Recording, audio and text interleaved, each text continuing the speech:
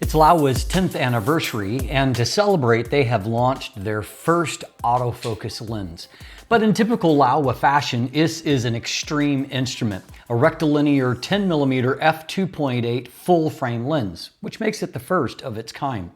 So if you're the kind of photographer that loves extreme angles of view and the creative options that you can form through that, then you're probably going to love this lens, particularly since it is reasonably priced at $799 US. So the question is how well did Laowa make the transition from manual focus only for their first 10 years to autofocus here for their anniversary? Well, we're going to find out right after a word from our sponsor. Today's episode is brought to you by Fantom Wallet, the minimalist modern wallet that is now even better with the new Fantom X that is crafted from aluminum right here in Canada. It is 22% smaller and 35% lighter, while still making it easy to access your cards and money when you need them, thanks to their unique fanning mechanism. You could even customize your wallet due to its modular design, with accessories like a money clip, cash holder, ID display, and even Chipolo and AirTag tracking integration. Visit store.fantomwallet.com to check out their unique sizes, styles, and finishes that span from aluminum to wood to carbon fiber, and use code Dustin15 for 15% off when you're ready to check out. So the first thing to know about this lens is that this is an extremely wide angle of view, over 130 degrees in fact. So you're really going to have to be careful to make sure that your feet don't end up in the shot. It allows you to get a whole lot in the frame and allows you to make very small spaces look considerably bigger. It takes some creative work to use it well, but it's the kind of lens that can reward you with some very unique pictures that really nothing else can afford. Now, it comes in autofocus guise in both E mount, which I'm testing here, and it will come in Nikon Z mount.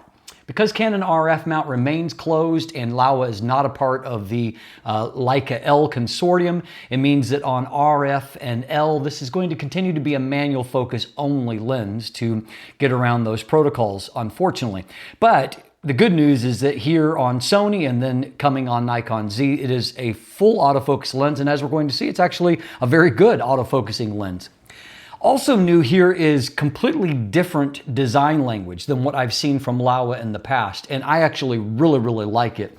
Everyone that I've shown the lens to is they just immediately like it. It's kind of a cobalt blue type color and has just a great looking modern finish that looks very clean on the camera.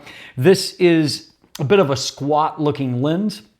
It is 82 millimeters in diameter or 3.23 inches, but only right under 71 millimeters or around 2.8 inches in length. And so it is quite short and, wider than what it is long. And so it has a squat look that frankly often looks quite good on camera. Pretty amazing to me in that they have retained the ability to use 77 millimeter thread-on filters. You don't have to use any kind of filter adapter here. You can use traditional filters, which is pretty incredible considering that it's f2.8 and 10 millimeters. So a big kudos to Laowa for being able to pull that off. That's something that I've not really seen a lot of brands be able to accomplish in the past. Obviously, none of them if you're talking about going as wide as 10 millimeter. Now, obviously in going to autofocus on mirrorless, that makes this a focus-by-wire lens. However, Laowa shows their expertise in manual focus in that while there are a few limitations that come with focus-by-wire, this really is a pretty perfect simulation of manual focus. Everything feels just about right. And one unique thing is that there is a beveled portion on the sides, each side of the lens, that has the Laowa brand imprinted there. And what that allows you to do is that obviously you're never going to have hard stops on a focus-by-wire lens. But what you do have is those two areas that at least give you something to hold on to kind of at least set a distance for. And so if you're trying to do manual focus pulls, it at least allows you to have a little bit of flexibility on that. So anyway, it is a nice implementation of that. The lens weighs only 420 grams, which is impressive because you can definitely tell that it's still metals in its construction. That's 14.8 ounces. So lightweight, and I will note it's a couple of 100 grams lighter than what their 12 millimeter f2.8 lens is. So impressive that that lens being manual focus only, not quite as wide, that this lens undercuts it so much in weight. So that is nicely accomplished. We now have an AF/MF switch on the side of the lens. That's a first for Laowa because it's their first autofocus lens. And I'm really glad to see that implemented in their design. There is a weather sealing gasket at the lens mount, though I asked Laowa and there are no other internal seals. Still, having a gasket is a step forward for Laowa. Weather sealing is something they've never had in the past. Now you have a very shallow lens hood here at the front, and while it bayonets on very tightly with some force, it is removable. It can be reversed for storage, but frankly, you're only saving a few millimeters because it's so narrow already. And so I would just leave it in place. And I think its primary purpose is less to protect against sun and more to protect anything from bumping up against the front elements. Anyway, I am glad that it is removable. We have a traditional pinch style cap, which is also nice there. Now inside, the aperture is now, of course, electromagnetically controlled, no aperture ring. You control aperture from within the camera, again, Laowa first. And they have chosen to go with 5 straight aperture blades, which on a lens like this, worrying about circular bokeh is really kind of a non-issue because you're just not going to have almost no situations where you can create defocused specular highlights. And so this is, I think, the better choice here because it allows you to achieve really beautiful sun stars and also to start to achieve them quite early on. By about F4.5 to F5, you're already seeing really nicely defined sun stars and they look beautiful. So I think that was the right choice here. Now you have a minimum focus distance of only 12 centimeters or 4.72 inches. And remember, that's not from the front of the lens, that's from this midline in the camera body where the sensor lies. That means, as you can see here, by the time you get to minimum focus distance, you are almost on top of your subject. And so while technically you can achieve a very high 0.24 times magnification, you have to get so close to your subject to accomplish that there's some question in my mind whether or not in most real-world situations you'll be able to pull that off. I think a more practical value is that if you're doing video work with the lens, you really don't have to worry about getting inside of the minimum focus distance. If you do that, you're basically going to be hitting the subject, which is another good reason maybe to keep that lens hood on. Now, one interesting thing is that while we have electronic contacts and full XF communication, the lens designation shows up in Lightroom, all of those things, what isn't here seems to be in-camera corrections. And you can see side by side a RAW image and a JPEG image, and you can see that the vignette looks identical on both of them. I really hope that that's something that is addressed in the future, because as we're going to see when we get to our image quality breakdown, that vignette is a very serious issue for this lens, which unfortunately is a very typical Laowa wide angle weakness. And so it would be great to be able to actually have automatic corrections for the first time for that. Overall, however, I am really impressed with the overall build and handling of this lens. It is beautifully accomplished. Also really, really well executed is the transition to autofocus. I have reviewed at least in the last decade, most all of the debut autofocusing performance for various brands. And most of the time you can tell that it's the first attempt at autofocus. That's really not the case here. This feels like a very seasoned lens, like Laowa's been doing autofocus for a long time. Now, to be fair, 10mm F2.8 means that even at F2.8, if you focus about a meter out in front of the camera, you basically have everything in focus. The nature of that very wide focal length means that a lot is in focus all the time. So no, the autofocus system is not being tasked in the way that a 135mm f1.8 lens would be tasking an autofocus system. That being said, I've reviewed a lot of wide-angle lenses before, even from seasoned brands that don't autofocus as well as this lens does. The autofocus motor is very smooth, it's quiet. As you can see here, it is fast. You can see there's not a major focus change taking place, but that focus transition happens quickly.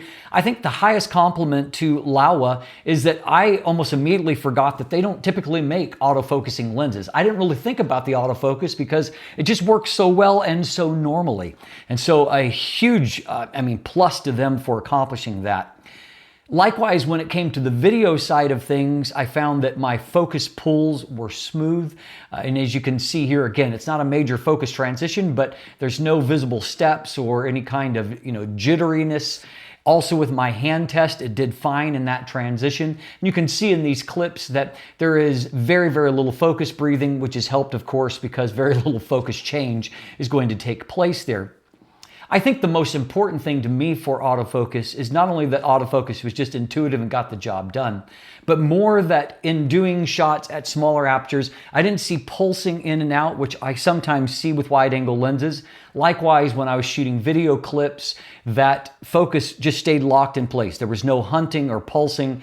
It just was perfect in that regard. And so that's huge, because it means that this is a lens that's actually going to be usable as an autofocus lens, and it's not autofocus in name only. So again, I have to give a lot of credit to Laowa. They took their time getting here, but they executed it well in this transition. And I'm really interested to see what they're able to do in the future when it's a little bit more of a challenging focal length aperture combination in the lens. But as far as this lens goes, they did a great job.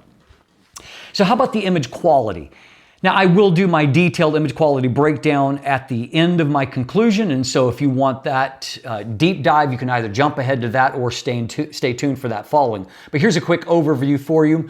Optical formula is 15 elements in 9 groups. There are some special elements there, a couple of aspherical elements, and I believe 3 extra low dispersion elements as a part of the design. What you're going to find is both typical Laowa strengths and Laowa weaknesses. So if we look at vignette and distortion, even though this is an extreme wide angle of view, there's almost no distortion there. I only used about a +3, +4 to correct what tiny bit of barrel distortion is there. That is incredibly impressive. I don't know how Laowa does it, but I just know this, that is very few other brands are able to pull that off. But it seems like what gives in their optical designs is there is a huge amount of vignette. In fact, with this lens, I maxed out the sliders in Lightroom, and I still could have corrected a little bit more. So that tells me that there are over 4 stops of vignette in the corners. Very extreme. One thing I did notice, maybe it's something that can be solved via firmware in the future, but on both my A7R5 and my Alpha 1, particularly on my Alpha 1, if I made the mistake of leaving shading, peripheral shading correction on, vignette correction on, you can see that there's this little white patch in the extreme corners. It's not actually correcting the vignette, but unfortunately what it's doing is creating a kind of a glitch there in the corners. So you're going to want to have those corrections, at least for now, turned off. Hopefully a firmware update in the future can solve that. Now, the nature of a focal length like this means that there is almost no longitudinal chromatic aberration because there's no tiny depth of field. There is a little bit of lateral chromatic aberrations near the edge of the frame, much more common for wide-angle lenses, but it's mild here and easily corrected for. When they were talking about resolution, even at a 61 megapixels and at a 200% magnification, I saw very good performance in the center of the frame and in the mid frame, with the corners being a little bit softer. Corners never sharpen to the level of the middle 2/3 of the frame, but they do improve as you stop the lens down. The most consistent sharpness across the frame is going to be found at f8 in my test. After that, diffraction will start to soften the image a bit. As already mentioned, there's not much to talk about in terms of bokeh. Here's what it looks like. That's the most that I could create, but you're going to be very rarely in situations where you can make that happen. When it comes to chroma performance, now the vignette is going to be an issue for shooting night sky, but chroma is actually not. Star points are nice and crisp in the center of the frame. There's a little bit of stretching near the edges of the frame, a little bit of a tail on there, but not bad at all. And so this certainly is a viable option if you want a really wide look at the heavens and a lot of stars on frame, then it's going to be interesting for that. Also pretty impressive is the fact that they pulled off really quite good flare resistance on this lens. There are minimal artifacts, but no loss of contrast. And you can see even panning across either wide open or stop down that everything really looks quite good. There's a very mild flare pattern, but it's not disruptive, and there's no weird kind of glaring or burst effect there. Overall, it's really well handled. So in conclusion, I would say that Laowa has had a very impressive transition to autofocus in my mind. I really love the new design language here. It is unique. It is something that doesn't look like every other lens out there, but not in a poor taste or garish way. It's really well executed. It looks modern, but not overblown in any way. So I really like the design language.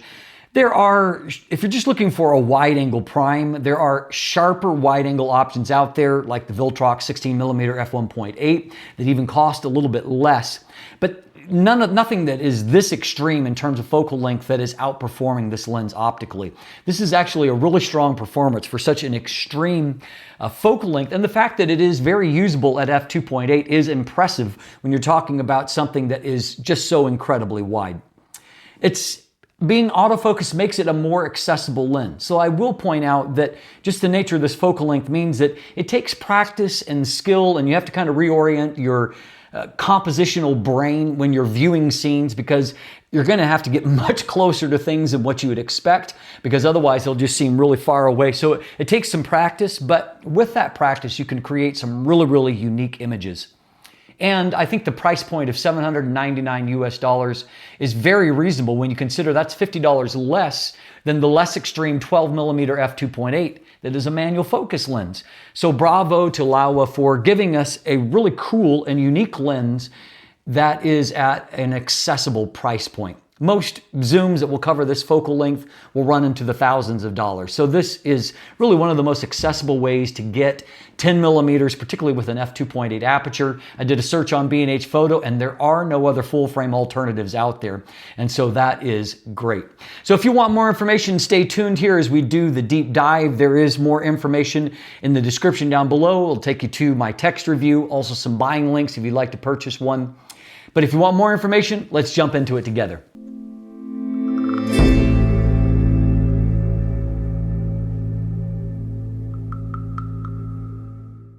All right, let's start by taking a look at just the nature of this focal length. So here, this is only f2.8, but you can see I got down really low, knowing it was very early in the morning at the hotel I was staying at, and I was doing some lens test. I was able to get really low here and take a few shots here at these escalators. You can see that you got a bit of motion blur here in the foreground, but my actual focus point is somewhere here. But you can see that pretty much everything throughout the frame is mostly in focus. So that's obviously going to be really useful in some situations, and also you can get a lot in the frame. Likewise, here in tight spaces like this stairwell, you can see it really creates the sense of space. You know, it's not a huge area, and yet it looks quite vast on camera. Getting a shot like this is pretty much impossible with a lens unlike this. I mean, we're talking about a horizontal composition. I was shooting through a window, and I was not only able to get the kind of curve of the conference center portion of the hotel, but then the room block that goes up 18 stories from that, all easily within the frame. So, you know, an impressive performance there. Likewise here, this is the Eternal Flame Monument that's outside of the Canadian Parliament buildings. And so here I was basically right on top of this. You can see that not only is the monument in the shot, and by the way, this flame might have been 4 or 5 feet away from me, and it looks like it's triple that. But you can also see that there are multiple buildings that also get included in frame there. So if you're working in a tight space and you want a lot to be in frame, well, this is your lens. Now, as noted earlier, you can see that the amount of distortion here is impressively low. There is very little there for such a just extremely wide angle of view, and also what little bit is there is magnified by the simple fact that I have to be almost right on top of my test chart to do these tests. So very impressive that they managed to pull off such low distortion. Now, to take that distortion out into the real world, you can see here in just a typical shot of a hallway in my home, you can see just how straight the lines are, how little distortion is there, even though there's a ton that's included in that shot. Likewise here, you're going to want to be careful though, because if you're shooting upwards like towards buildings, you get that natural keystoning effect that has nothing to do with distortion and just kind of the physics of the thing, that everything will feel like it's leaning away from you. And so you're only going to solve that with a shift lens. So you can see if you've got people composed in the corner, as I've got here, they're going to look really weird. It's not that they're distorted. You can see that they're not stretched, but that keystoning effect does really affect shots like this with a wide angle lens. But as noted, the vignette is a whole other story. I maxed out the sliders here, and you could see there's still a little room for correction, and that does make sometimes metering a little bit of a challenge because the center is going to be so much brighter than what the edges are going to be. And so if you've got something that should be uniform, you're going to really see that vignette, and you can see it's really kind of concentrated towards the corners, and thus the center looks a lot brighter than what the edges does. We're looking at a JPEG here, and the raw on the right, you can see that nothing is happening in camera in terms of correcting for that. Now, fringing is not a real concern. We've already talked about how the longitudinal chromatic aberration just hardly happens on a lens like this because depth of field is so large. Now, you will see some lateral chromatic aberrations near the edge of the frame, and you can see some of that fringing in these transition points. Fortunately, this is the kind that clears up very easily with one click in your favorite editing software. So here's a look at the overall test chart, and you can see that the center looks, it looks over bright, and of course the corners, even after some correction, they look much dimmer, and probably proper exposure is somewhere like in this zone here. It's very hard to nail exposure with this because of that extreme variance from the heavy vignette. So we'll just have to plow through it here.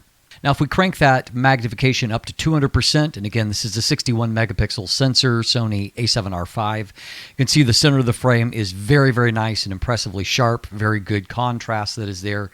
The mid-frame is not as crisp, but still looks quite good detail that's there. And as we pan down, as we get towards the corner, contrast doesn't look bad here, but you can see that it just lacks the fine detail that we saw elsewhere. To put that in perspective, however, here's an interior shot at ISO 1600 handheld at f2.8, and you can see that throughout a lot of the frame the detail looks really nice and crisp. Now you can see it's not as sharp over here in the corners as what it is in this area where it's more in the sweet spot. But even if we're looking here, there's some natural stretching effect taking place, but it's not like there's no resolution there. There's still resolution remaining. Now we can see from f2.8 to f4 on the right, there's not a significant improvement there, neither in the mid-frame. It doesn't look a whole lot better. We can look at the other side as well. You can see that they look roughly similar with a little bit better contrast for the f4, but not a significant improvement there. There's a much more significant improvement from f4 to f5.6, and you can see now that f5.6 has very good contrast and detail. That's true up here, and even as we start to work into the corners, you can tell that there's a lot of contrast and detail working into the corners now. That gets very slightly better at f8, which I consider to be kind of the pinnacle of optical performance for the lens in terms of the consistency across the frame. You can see down here that between f5.6 and f8, there is a significant improvement. At the same time, however, if you're just looking for a really sharp wide-angle lens, the Viltrox 16mm is sharper. You can see that that's true in the center of the frame, though not by a huge margin. But as we pan over here towards the corners, you can see that the Viltrox is much more impressive near the edges of the frame. That's just kind of the nature of the beast here. 16mm is much easier to engineer than what 10mm is, and so you really need to want this extreme wide angle, and if you do want that, then this lens is actually performing at a high level. Now, after f8, f11 still looks fine, but as you get towards the minimum aperture of f22, you're going to see a significant drop-off in the contrast due to the effects of diffraction. So as noted previously, this is your minimum focus distance. Obviously, you're so close to the subject that you are going to see a little bit of field curvature here, though I think that Laowa has done a pretty impressive job of controlling that. At the same time, however, it's hard to get enough light on your subject when you're that close to it. But in other kinds of shot, I was actually very, very close to these needles here. And so you can see that, it's good detail that's there. Aberrations look fine here. And you can see that the bokeh quality it's fine. I mean, it's going to be very rare situations where you can create it, but it is fine. Here's a look here. You can see that there is definitely going to be some stretching towards the corners because we're even nowhere near them, and you can see them starting to look like eggs there at the top of it.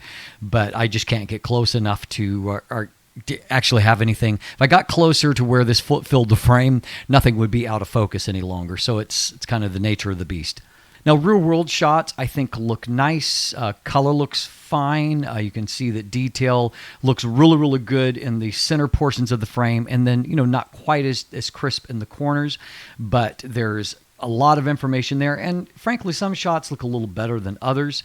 For example, in this shot here, I felt like the foreground looks pretty decent, really. It's stretched, but the detail looks fine there, and you can see that there's a good, as we look towards the area where I'm really focused, detail looks great.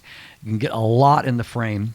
Now for coma, we'll take another quick look at this. You can see in the center of the frame, star points are nice and crisp. And then as we move off towards the corners, you can see there is that little bit of stretching, but at the same time, there's not any kind of extreme coma. So it's perfectly usable for that. Just know that if you want nothing in the shot, like in terms of trees, you're going to need to be in a really wide open space because there is always a lot in the frame. Finally, flare resistance. You can see in this shot there's a few little tiny ghosting artifacts. Mostly what you're seeing here is reflections in the window. But here's another shot here that shows, very minor ghosting artifacts, but nothing big. And you can see, look, I wanted to show you a little closer look at the sunburst effect. That's just a really, really lovely effect. I love the very crisply defined 10 different blades coming off that. That looks fantastic. So overall, outside of that extreme vignette and a little bit of softness in the corners, this really is quite an impressive lens optically. Thanks for hanging around to the end, and as always, thanks for watching. Have a great day, and let the light in.